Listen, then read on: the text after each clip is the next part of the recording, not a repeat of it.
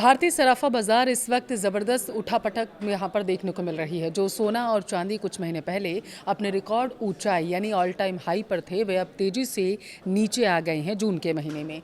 देखिए 25 जून की अगर हम बात करें तो एक रिपोर्ट सामने आई है। उसमें दावा किया गया कि जून के महीने में सबसे ज़्यादा गिरावट सोने और चांदी के दामों में देखी गई। चांदी की कीमतों में 3 दिन के भीतर ही 22,000 रुपये की भारी गिरावट दर्ज की गई, जबकि यह गिरावट आम खरीदारों के लिए राहत भरी भी निकलकर सामने आई है। लेकिन निवेशकों के मन में कई तरीके के सवाल हैं। ऐसे में आपको क्या करना है? निवेश गोल्ड में करना है या फिर नहीं? रुक जाना है या फिर अभी और इंतज़ार करना है? वीडियो को आप विस्तार से देखिएगा, लास्ट तक ज़रूर देखिएगा, आपको हम बताएंगे। नमस्कार, आपके साथ मैं पल्लवी रविंद्र सिंह। देखिए, मिडिल ईस्ट वॉर, डॉलर में 13 महीनों की मजबूती और अमेरिकी ईरान के बीच न्यूक्लियर डील से जुड़ी खबरों ने कमोडिटी बाजार में हाहाकार मचा दिया था। अब एक गोल्ड सिल्वर में लगातार दूसरे दिन भारी गिरावट दर्ज की गई। MCX पर सोना 3.74% और चांदी 3.55% से ज़्यादा टूट गया है।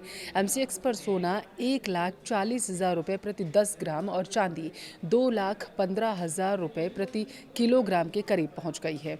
गोल्ड सिल्वर में गिरावट का असर भारतीय सराफा बाजार में भी देखने को मिला। बताया जा रहा है कि India Boolean and jewellers association द्वारा 24 कैरेट सोना 2,817 रुपये और गिरकर अब जो है 1,42,178 रुपये प्रति 10 ग्राम तक पहुंच चुका है। वहीं चांदी 5,448 रुपये सस्ती होकर 2,22,035 रुपये प्रति किलोग्राम पर पहुंच गई है। IBJA पर 1 जून को 24 कैरेट गोल्ड की कीमत 1,55,599 रुपये प्रति 10 ग्राम थी, जो बुधवार यानी कि 24 जून को सस्ता होकर 1,42,178 रुपये प्रति 10 ग्राम हो गई थी। यानी जून के 24 दिनों में सोना 11,709 रुपये प्रति 10 ग्राम सस्ता हुआ है। वहीं पिछले 24 दिनों की अगर हम बात करें तो चांदी 41,215 रुपये सस्ती हो चुकी है। 1 जून को चांदी की कीमत 2,63,250 रुपये थी, जो आज 2,22,035 रुपये प्रति किलोग्राम तक पहुंच गई है। अब सवाल ये है कि आखिर सोने चांदी में इतनी बड़ी गिरावट क्यों दर्ज की गई है? इसे लेकर एक्सपर्ट्स ने 4 वजह बताई हैं। गोल्ड सिल्वर में गिरावट का पहला कारण माना गया अमेरिकी फेड रिजर्व का हॉकिक्स बयान सामने आया, जिससे डॉलर मजबूत होकर 13 महीनों के हाई लेवल पर पहुंच गया है और कीमती धातुओं पर दबाव बढ़ा है। दूसरा ये कि गोल्ड और सिल्वर के मार्केट सेंटिमेंट कभी कमज़ोर हो चले हैं। और तीसरा ये कारण माना गया जो बड़ा है कि गोल्ड सिल्वर के नज़दीकी कॉन्ट्रैक्ट की एक्सपायरी, जिसकी वजह से ट्रेडर्स पोजीशन बंद कर रहे हैं। चौथा कारण ये कि सबसे बड़ा माना जा रहा है जियोपॉलिटिकल टेंशन और अमेरिका ईरान के बीच न्यूक्लियर डील से जुड़ी खबरें, जो निवेशकों का रुख अब लगातार बदलती हुई नजर आ रही हैं। देखिए, अमेरिकी डॉलर 13 महीनों के सबसे ऊंचे स्तर पर पहुंच गया है। डॉलर इंडेक्स 101.4 के पास है। फेड चेयर के हॉकिस बयान के बाद सितंबर में रेट हाइक की संभावना बढ़ चुकी है। मजबूत डॉलर और ऊंची ब्याज दरें गोल्ड जैसी नॉन यील्डिंग संपत्ति के लिए बड़ी मुसीबत बन चुकी हैं।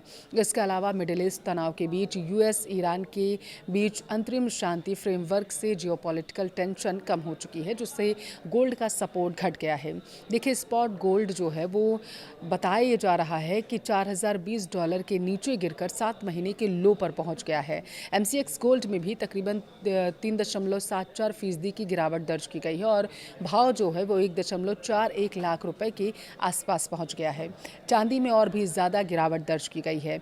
इंडस्ट्रियल मेटल्स की कमजोरी और अमेरिकी टेक शेयरों की बिकवाली ने सिल्वर को 6 महीने के निचले स्तर पर लाकर धकेल दिया है। MCX पर चांदी टूटकर 2.17 लाख रुपए प्रति किलोग्राम तक पहुंच चुकी है और फिलहाल अभी कमोडिटी मार्केट में दबाव बना रह सकता है। अभी निवेशकों को सावधानी बरतने की सलाह दी जा रही है और लंबे समय का नज़रिया बनाए रखने की भी सलाह दी गई है। बाजार विशेषज्ञों का मानना है कि यह गिरावट एक करेक्शन है। इसका मतलब ये नहीं है कि सोना चांदी की वैल्यू ख़त्म हो गई है, बल्कि यह बाजार की अपनी प्रक्रिया है जो ज़्यादातर कीमतों को संतुलित कर रही है। किसे फ़ायदा होगा? छोटे किराएदार। दावा ये किया जा रहा है कि वे लोग जो लंबे समय से गहने खरीदने का इंतजार कर रहे थे, उनके लिए ये राहत भरी खबर ज़रूर है। जो छोटा छोटा ये निवेश वो कर सकते हैं। अच्छा, और किसे फ़ायदा होगा? जो नया निवेश करना चाहते हैं, जो लोग लंबी अवधि के लिए गोल्ड में पैसा लगाना चाहते हैं, वे धीरे धीरे यानी कि SIP मोड में छोटा छोटा खरीदारी करके रख सकते हैं। एक्सपर्ट्स यही मान रहे हैं। नुकसान किसे हो सकता है, आप ये जानिए। देखिए, शॉर्ट टर्म ट्रेडर्स जिन्होंने जनवरी के उच्चतम स्तर पर खरीदारी की थी और अब वे फंस चुके हैं। इमरजेंसी फंड अगर आपने अपनी आपातकालीन पूंजी सोने में लगा रखी थी, तो अभी उसे बेचने पर आपको भारी नुकसान उठाना पड़ सकता है, क्योंकि दाम कम हो चुके हैं। गहने खरीदने से पहले आपको ज़रूर याद रखना है गिरावट कितनी ज़्यादा किस दिन दर्ज की जा रही है। आपको किन बातों का ध्यान रखना है? हॉलमार्क पर आप कभी समझौता मत करिएगा। हमेशा BIS प्रमाणिक हॉलमार्क वाला सोना ही आप खरीदिएगा। ज्वेलरी पर बना अल्फ़ा न्यूमेरिकल कोड जो होता है, उसकी शुद्धता का प्रमाण होता है, इसलिए उसे ज़रूर चेक करते रहिएगा। मेकिंग चार्ज की तुलना ज़रूर करिएगा। अलग अलग ज्वेलर्स अलग अलग मेकिंग चार्ज लेते हैं। हमेशा मोल भाव ज़रूर करिएगा। भाव की पुष्टि करें, उसके बाद ही खरीदें। IBJ की आधिकारिक वेबसाइट या अपने भरोसेमंद ज्वेलर से उस दिन का रेट आप ज़रूर क्रॉस चेक करिए। नेक्स्ट।